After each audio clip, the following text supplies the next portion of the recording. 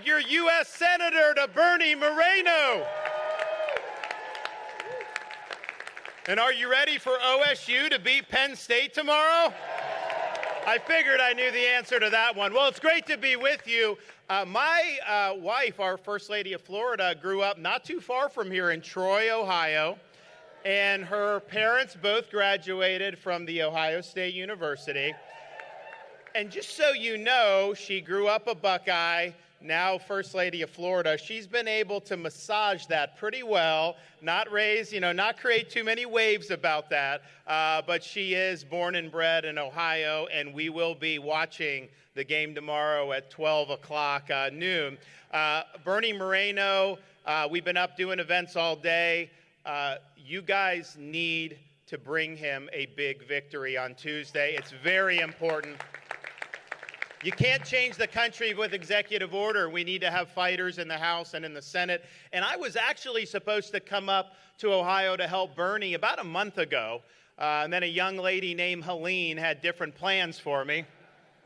And you know, it's interesting because that experience actually relates to this presidential election. So, Florida, we're a peninsula. Well, first of all, how many of you have friends, families, relatives in the state of Florida? A lot of you do, right? I tell people there's just like an iron law of physics, and as governor, I get to see it. Anytime places, particularly from like Minnesota to Maine, do something, like Chicago elects some imbecile as mayor, well, Naples real estate goes up the next week, right? De Blasio gets reelected in New York a few years ago. Palm Beach real estate goes up. You can just see all the people that fled Tim Walz's Minnesota. They all end up in Collier County down in southwest Florida. People that flee the Northeast end up in Fort Lauderdale, Palm Beach, Miami, what have you. But there is kind of a rhythm to it. A lot of the Midwesterners are in southwest Florida. A lot of Northeasterners are in southeast Florida. But if you show me a map of the state of Florida, I can throw a dart. And anywhere on that map I hit, I can find people from Ohio. They're everywhere. Tampa, Jacksonville, Pensacola, you name it. So it's really, really good. And we have had a lot, including my own mother is from Youngstown. So there you go. So we've got a lot of Ohio folks. But anyway, so people get it. You guys know people in Florida. We're a big peninsula in the middle of a very tropical part of the world. And so we just have to deal with hurricanes from time to time. So we take it very seriously. We prepare for it. As soon as there's a storm on the horizon, we declare that state of emergency. We marshal the resources. We do everything we got to do. Storm comes, the response, get people stabilized, and it works, right? And so we have Hurricane Helene comes, and it comes through.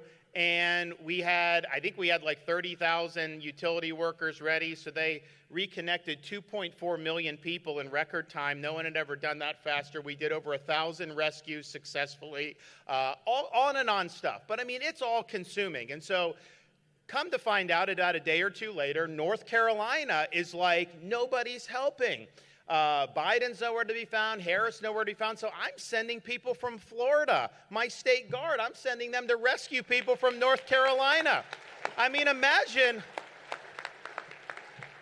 they knock out the bridge, it knocks out the roads, you don't have food or water, and then people from Florida are the ones that show up to help you. I mean, look, I'm proud to help, but that was not a good response. And so they were taking political hits from that. So just as we start to, breathe a little bit, then you got another hurricane, Hurricane Milton, spinning up. So we go, state of emergency, bring it in. We brought 50,000 utility workers to pre-stage. We have our search and rescue. We have all this stuff. And it is a lot. I mean, I'm having to give briefings. I'm having to receive information, make the calls, make the decisions, all this stuff. And in the middle of all this, I read on the internet that Harris is miffed that I'm not calling her. And I'm thinking to myself, well, first of all, she doesn't have anything to do with this. But second of all, she then got off the plane a couple hours early, and I think the media thought that this somehow was like good for her to make this an issue. They're like, Vice President, what do you think about Governor DeSantis not calling you? And she said that because I was like laser focused on protecting the lives and the livelihood and the property of the people I was elected to serve. She said that the fact I was doing that instead of calling her was selfish and irresponsible. And I'm thinking to myself, I dealt with hurricanes under both Trump and Biden. And honestly, Biden never tried to politicize it. Obviously, I worked better with Trump, but it is what it is. So she comes in because her campaign was flailing and is expecting me to be talking to her on the phone when I've got a job to do. And it would be one thing if she had ever shown any interest in any of this. You know how many times throughout all the storms we've had over the last 3.5 years and natural disasters, you know how many times she's ever called? 0. You know how many times she's ever come down to Florida except to try to create a political issue on different things, like going after us for eliminating woke from our curriculum and on and on and on? 0. She's never come to do anything productive. So excuse me, I am not going to shirk my own responsibilities just to cater to you and to your failing campaign. Go back and do something for a change. She has done nothing, and I think what that does is it shows her arrogance and her unfitness to lead, because in a time of crisis, she thought I should be focusing on her instead of focusing on the people that I serve. That is not who you want in a position of responsibility. Trust me.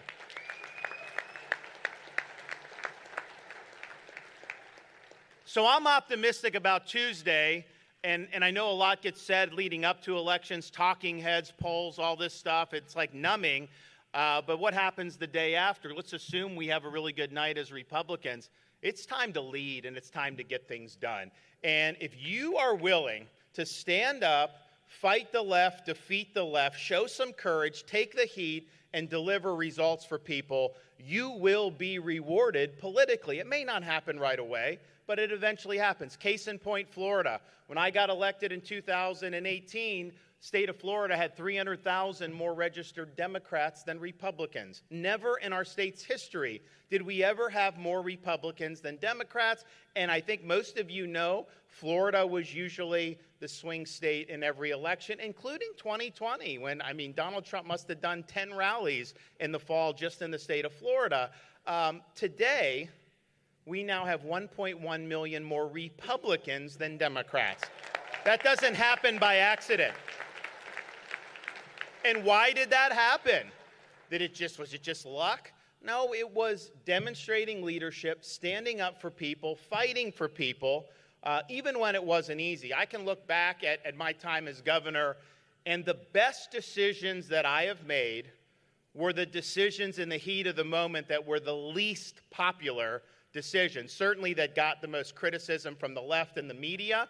But, we had to make judgments. So, for example, during COVID, I had to say, we are going to have these kids in the classroom and schools are going to be open. I don't care what Fauci says. We're going to ensure that people have a right to work and that businesses have a right to operate. And we're going to ensure that people have a right to breathe fresh air without having a mask plastered to their face. And I don't care what Dr. Birx says. And we are never going to allow anyone in Florida, whether it's government worker, private sector, to be forced to choose between a shot they don't want and a job that they need. So we ban all COVID shot mandates. None of those things were popular at the time, but yet that has helped people fled to Florida. Some of you fled to Florida. You told me you did, just in the rope line. Other people came. We've seen the migration. But it's also standing up to people like George Soros. So George Soros elects these radical left-wing prosecutors all across the country, unfortunately, including, before I was governor, the state of Florida. Well, I had 2 of them there, and I didn't just sit by and whine about it. I removed them from their posts. We saved lives because we stood up and did what was right. Media didn't like that. I got called a lot of names, but it was the right thing to do. We also took a stand and said, parents in Florida have a right to send their kids to school without their kids being told that they can change their gender or that they were born in the wrong body. And I don't care if I have to stand up and beat Disney. I will do it, and we did do it. And again, that wasn't necessarily popular at the time. And when you had a president come in, Joe Biden, who said he was going to open our southern border, we used all the tools at our disposal to fight back. We sent people to help Texas at the southern border.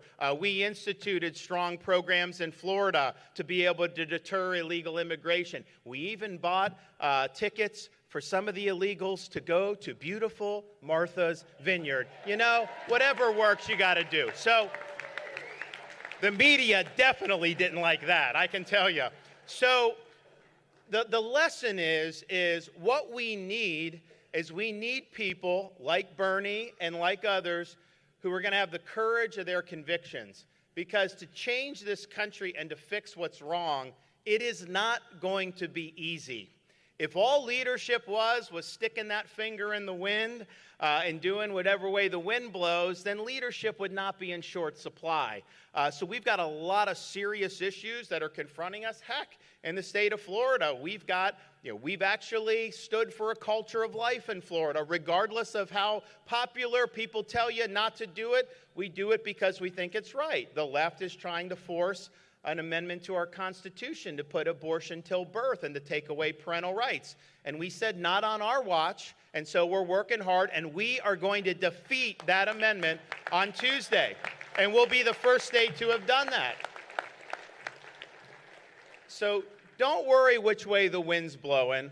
Worry about what we need to do to be successful, and we must remain true to our conservative values. I know that Bernie Moreno will do that in the United States Senate. I know you got a lot of people, the congressmen, some of your guys that I used to be friends with when I worked with them, great guys. They're going to work really hard, but we've got to convert and we've got to deliver. Final thing I'll say is this.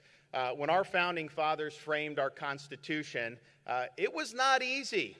In fact, they almost failed multiple times at the convention in Philadelphia in 1787. One point, it was so dire that Benjamin Franklin, who was viewed as a deist, he stood up and said, "How have we gone through this convention without appealing to the Father of Lights to help guide our judgment?" And some people viewed that two different ways. I mean, some people said, yeah, maybe we should be doing it. Others people said, we must be in dire straits. Even Franklin is starting to pray to God because that wasn't what he was known for. But then finally, they ironed out, and there were compromises. Wasn't necessarily perfect, but was the best that had ever been produced before and since. And at the end of that convention, Franklin was walking out. He was stopped on the streets of Philadelphia by a woman who said, "Dr. Franklin, did you give us a republic or a monarchy?" He said, "A republic if you can keep it." You can have the best Declaration of Independence in the world. You can have the best Constitution in the world. These things do not run on autopilot. They require every generation of Americans to step up, defend freedom, defend the Constitution, and defend our way of life. We, as Americans, have a responsibility to preserve what George Washington called the sacred fire of liberty. This is the fire that burned in Independence Hall in Philadelphia way back in 1776 when 56 men signed their name and pledged their lives, their fortune, and their sacred honor to establish a new nation conceived in liberty. It was a fire that burned at a cemetery in Gettysburg, Pennsylvania, when our nation's first Republican president pledged our nation to a new birth of freedom. It's a fire that burned on the beaches of Normandy in 1944 when a merry band of brothers stormed the shores, defeated Nazi Germany, and saved liberty throughout the world. And it is a fire that burned at the foot of the Berlin Wall in 1987 when a strong Republican president stood in front of that wall and said, "Mr. Gorbachev, tear down this wall." This is our responsibility, to carry this torch and to preserve this sacred fire of liberty. It is not a responsibility we should shy away from. It is a responsibility that we should welcome. Because if we don't do it now, when will we do it? And if it's not us, who will do it? So please, do all you can to elect this man right here to the U.S. Senate. Defeat issue 1 on your ballot. And let's keep the state of Ohio ruby red in the 2024 election. Thank you all. God bless you. We'll see some of you in Florida in the winter. I guarantee you that. God bless everybody. Thank you, man.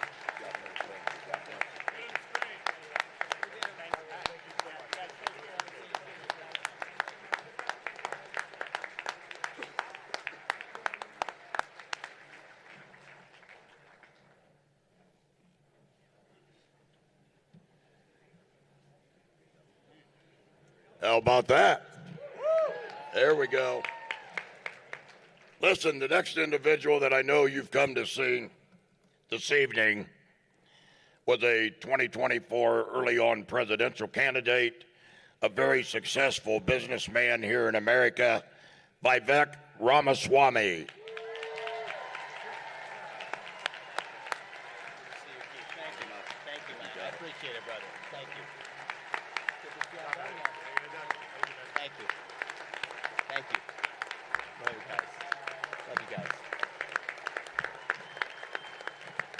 Thank you, guys. I just want to say Keith recognized everybody else on stage, but I want to take a moment to also recognize Keith Cheney, one of the best Republicans in this state, chairman and good member of the State Central Committee. And I should say on a day like today, if I may, maybe the best Cheney that we have in the Republican Party. He's one of the good ones, a good Cheney. I used to spend a lot of time, actually, we used to drive right through Lima. I grew up in Cincinnati, Ohio. Joe Dieters and I went to the same high school down there. About the same time, we overlapped, it was close. And we would drive to Fort Wayne, Indiana. Actually, we used to do Thanksgiving every year at Fort Wayne, Indiana, which is a whole separate story. I asked my aunt, why did she move, of all places, from India to Fort Wayne, Indiana? And she said, it's the only state with the word India contained in the name of the state. So that was the story, but we always used to drive through Lima. We used to go to the Fazoli's on the way. And believe it or not, the Fazoli's is still standing. And, I think it helped me keep my figure over the years. But it's great to be back to great to be back to Lima. And, I want to say I didn't get a chance to tell Governor DeSantis before he left, but I'm grateful that we have great leaders coming from across the country to send Bernie Moreno across the finish line. And I loved a lot of those lessons that he shared from Florida. Get DEI out of the curriculum, replace it with civic education, stand up to the face of COVID without the lockdowns and the vaccine mandates, actually stand for civic pride in your state as we should for our country, get the illegals out of our state and out of our country. And frankly, I think it's some lessons we could use right here in the state of Ohio as well. And so I'll tell Governor DeSantis after this, I want to thank him for coming as well. And Bernie, I know you're busting your tail all the way through the very end. I appreciate everything you've put into this, and you're not doing it for you, you're doing it for the country. I'll pick up where Governor DeSantis left off, actually. I wasn't planning to talk about this, but those 56 men who signed the Declaration of Independence, who pledged their sacred honor, their lives, their treasure, we praise them, but we don't actually often ask what became of them. What happened to those men? 12 of them actually had their homes ransacked and burned to the ground by the British before their deaths. 5 of them were captured and tortured by the British until their deaths. 9 of them died in the Revolutionary War. 3 more of them had their own kids die in the Revolutionary War. They didn't do it for them.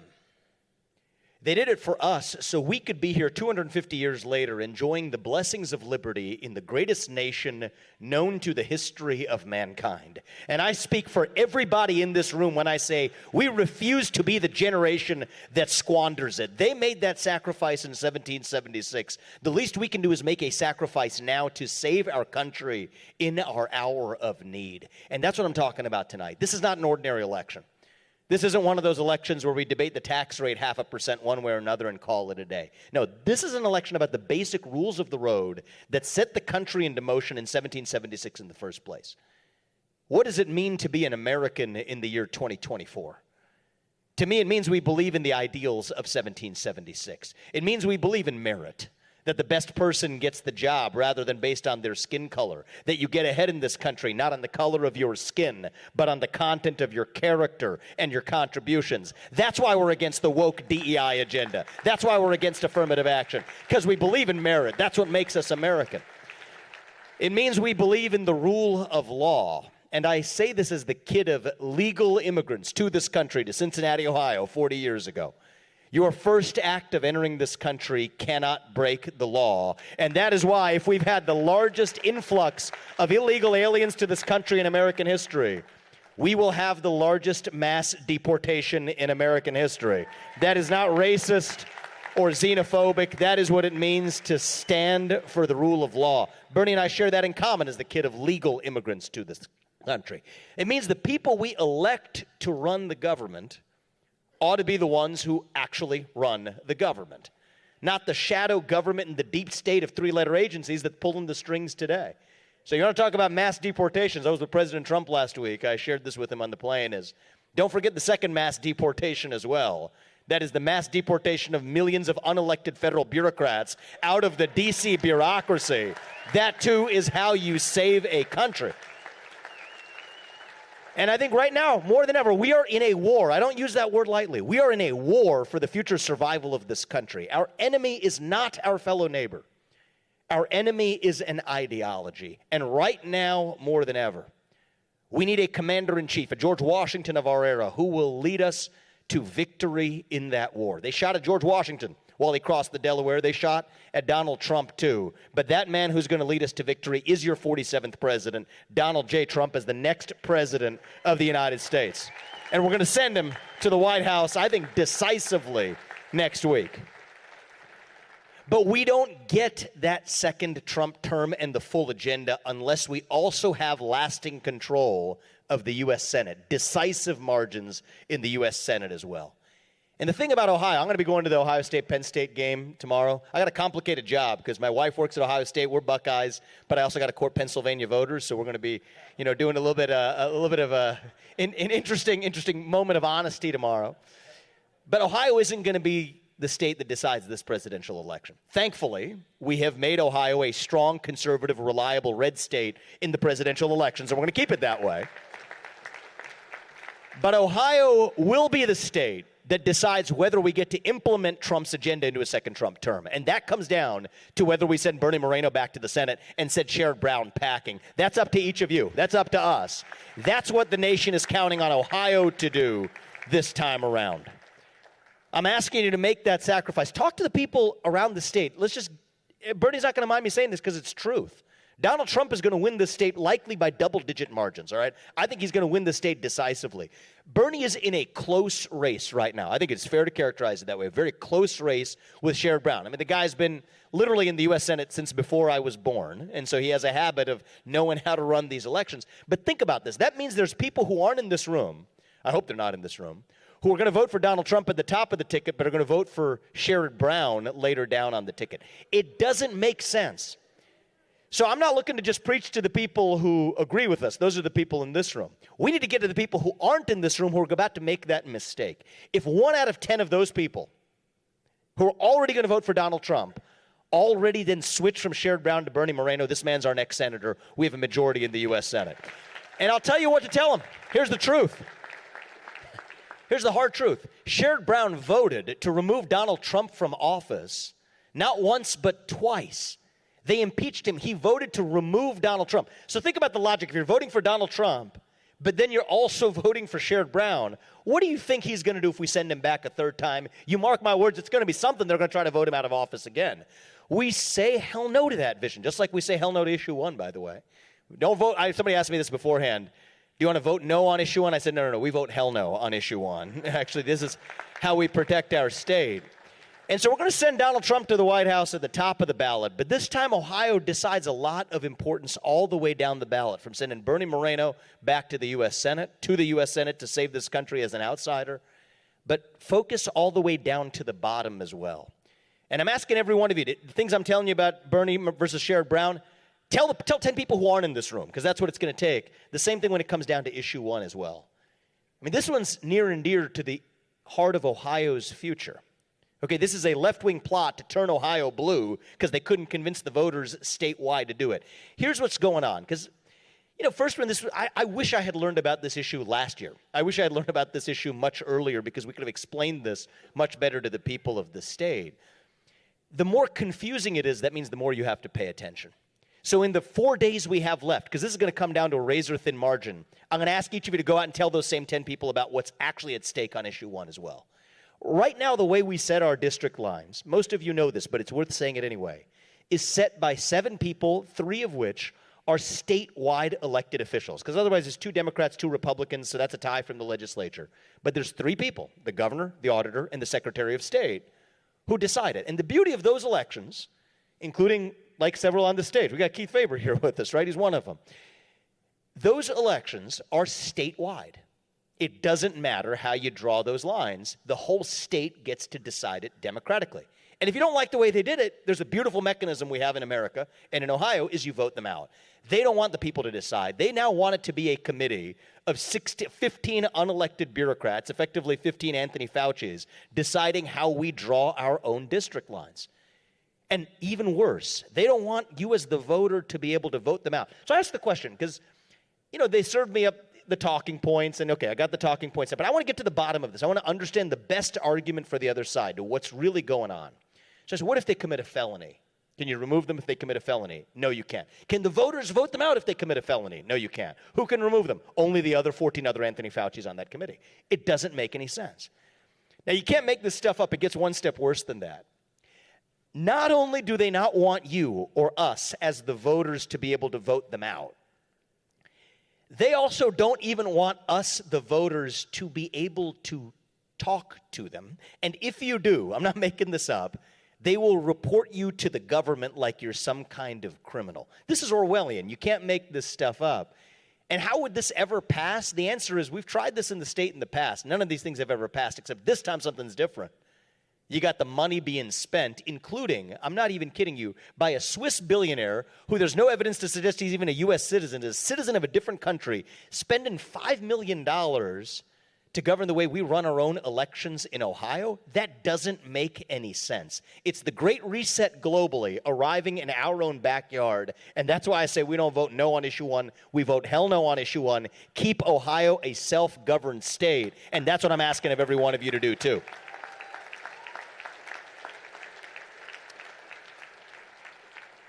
Last year, I became the youngest person ever to run for U.S. president as a Republican. Okay, I'll tell you, at the age of 37.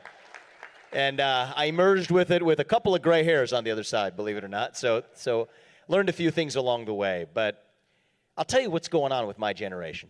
I'm a father of 2 sons. I was with them before. Hopefully I'll be home before the older one goes to bed tonight, although that might not be a good thing if he's up that late. But we're doing it for our kids and their generation, because here's what happened with our generation. We got lost. We're searching for purpose and meaning in a country where faith in God, patriotism, hard work, family, these things have disappeared only to be replaced by these new secular cults. You can pick your favorite one. We almost, even myself at times, obsess over them too much. Wokeism, transgenderism, climatism, COVIDism, anti-Semitism, depression, anxiety, fentanyl, suicide. These are symptoms of a deeper void of purpose and meaning. And the reason I'm really looking forward to November 5th isn't just to win some election. November 5th is not the destination. November 5th is the start line for us to begin, I think, a new era of our conservative movement. We're no longer just running from something anymore. That's not good enough. We are running to something. We're running back to our vision of what it means to be a conservative, what it means to be a Republican, what it means to be an American. Have the courage to stand for our alternative vision. Yeah, the left will feed you. The left is good at this. They'll give you race, gender, sexuality, and climate. It's not good enough to just debunk their vision. We have to offer our alternative vision. The individual, family, nation, and God beats race, gender, sexuality, and climate if we have the courage to actually stand for something. So that's what I'm asking of us. Don't just win on November 5th. Don't just win, as our friend Donald Trump likes to say, win bigly, okay? We got to make it big. A landslide minus some shenanigans is still a victory. And by the way, for those who, like me, don't like to vote early, I don't like to vote early. I like to vote on Election Day. But get over it and win this time so we can change the rules to what they actually should be. What do we need in the country? Single-day voting on Election Day as a national holiday with paper ballots and government-issued ID to match the voter file. We're going to get there. I'm going to do everything I can to make sure that happens both in this state and nationally. But we only get that if we win this election decisively. But still, November 5th is not the destination. It is the place where we start. One of the things that I love about Donald Trump right now is he's the president who's going to seal the border. He's the president who's going to grow the economy, keep us out of World War III. He's the president who's going to restore national pride in our next generation of young Americans. He's the president who's going to make America great again. We know these things. But there's one more thing. As I've gotten to know Donald Trump this year, I knew him for years, but I didn't appreciate this about him until we spent, I think, a lot of time together after I left the race and traveled the country with him. And I can tell you this with conviction. He is actually going to be the president who unites this country. And I think that that's something that if we're going to admit this, I think we can admit this. We're actually all hungry for that. Not just as Republicans, but as Americans. That country where we could disagree vehemently, but still get together at the dinner table at the end of it. That is the America we know. That's the America we miss. We were in Madison Square Garden last week, and I think that we sometimes fall into, it was great. It was a great event, by the way. I don't follow the polls and I don't follow the pundits, but I follow the energy. And the energy in that event in hard blue New York City was not second place energy. Okay, so I think we are headed for a decisive victory on Tuesday. But what we try to do with that, and you know the media likes to distort what comes out of it, but what I told the audience is we're not just talking to the people who are in that room. Right? Donald Trump has a message. Bernie Moreno has a message. We have a message to every black American in this country, which is that we want for you what we want for every American: clean streets, good schools, safe neighborhoods, good jobs. A justice system that does not judge you based on the color of your skin or on the content of your political beliefs. Our message to every legal immigrant in this country is that, actually, you're like my parents, like Bernie's parents. If you followed the law and came here the right way, you have the right to live the American dream and wish that for your kids, just like every American does. But our message to illegal immigrants is also this: we're going to return you to your country of origin because you broke the law, and the United States of America is founded on the rule of law. Not because you're all bad people, but it's because who we are is we're a nation founded on the rule of law. Our message to millennials, people my age, is that we understand why you're cynical, actually. You were lied to for a long time.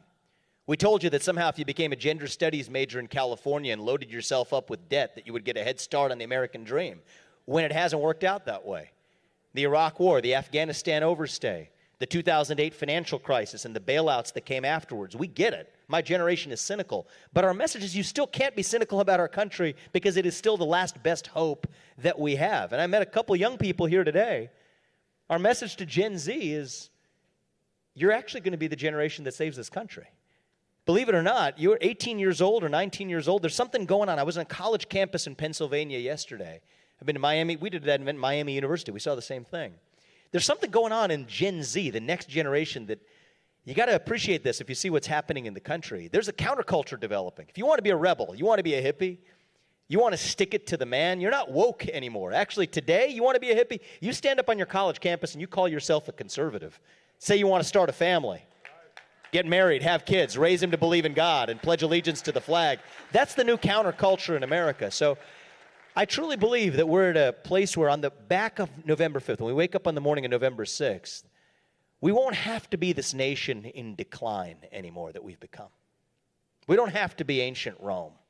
We don't have to be at the end of the American experiment. No, I think we still can be a nation in our ascent, a nation whose best days are actually, not in some fake politician way, but in a true way, a nation whose best days are still ahead of us. A nation where we will look our kids in the eye and mean it when we tell them that you get ahead in the United States of America with your own hard work, your own commitment, your own dedication.